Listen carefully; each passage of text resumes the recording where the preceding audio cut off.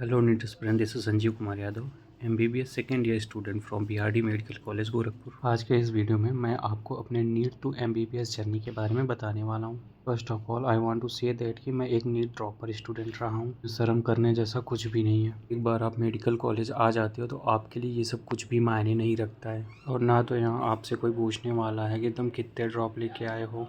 अगर आप भी एक नीट ड्रॉपर स्टूडेंट हो और स्ट्रगल कर रहे हो, आई एम श्योर दैट कि वीडियो जैसे जैसे एंडिंग की तरफ बढ़ेगी तुम खुद से रिलेट कर हाई स्कूल और पाओगे। इंटर हिंदी मीडियम से करने के बाद मैं नीट की प्रिपरेशन करने के लिए कानपुर चला गया। हिंदी मीडियम से था तो इंग्लिश में प्रॉब्लम होना ऑब्वियस था।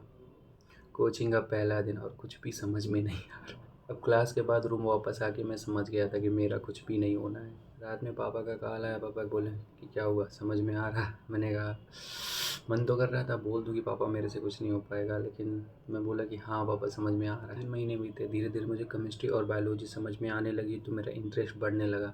फिर लगने लगा धीरे धीरे कि हाँ मैं कर सकता हूँ। फिर मैंने अच्छी खासी मेहनत करी, लेकिन मैंने भी वही गलती करी जो most of the NEET aspirant करते हैं। वो मेरी गलती थी कि फिजिक्स से डरना, फिजिक्स को सबसे कम टाइम देना, थियरी पढ़ लेना लेकिन क्वेश्चन सॉल्व ना करना।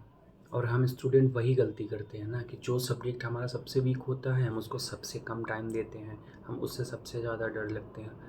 इसलिए वो चीज़ मेरी सबसे ज़्यादा वीक होती चली गई। दूसरी गलती मेरी क्या थी कि मैं टेस्ट देने से डरता था। मुझे डर लगता था कि टेस्ट होगा, उसका रिज़ल्ट पापा के पास जाएगा, फिर पापा को लगेगा इतने कम मार्क्स आ रहे हैं इसके।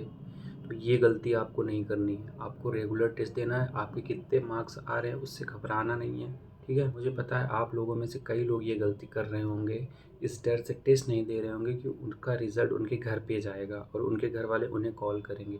तो ये गलती करना आज से ही आप लोग बंद करिए। और मेरी तीसरी और सबसे बड़ी गलती ये थी कि मैं अपने प्रिपरेशन के स्टार्टिंग दिनों में एनसीईआरटी को कोई मायने नहीं देता था। मतलब मैं एनसीईआरटी पढ़ता ही नहीं था। मैं कोचिंग के मॉड्यूल्स लेके बैठा रहता। बहुत लोग कमेंट करते हैं कि भैया क्या एनसीईआरटी केमिस्ट्री की पढ़ सकते हैं क्या? तुम्हारे कोचिंग के मॉड्यूल केमिस्ट्री के पढ़ने के बाद और क्वेश्चन प्रैक्टिस करने के बाद तुम्हारा टाइम बच रहा है तो पढ़ लो। क्योंकि देखो एनसीईआरटी से बिना कोई चेंज किए हुए सीधे सीधे क्वेश्चन पूछ लिए जाते हैं। आई थिंक इनऑर्गेनिक केमिस्ट्री तो कर ही लेना चाहिए तुमको भाई। जितनी गलतियाँ मैंने तुम लोग को बताई, ये सब गलतियों में सुधार करने के बाद मेरा सिलेक्शन हुआ। देखो अगर डॉक्टर बनना है तो आसान नहीं, पर ये असंभव भी नहीं है। तुम कर सकते, तुम पढ़ाई करो, अपनी गलतियों पे काम करो, सिलेक्शन 100% होगा। और कोशिश करो टाइम वेस्ट एकदम कम से कम करो।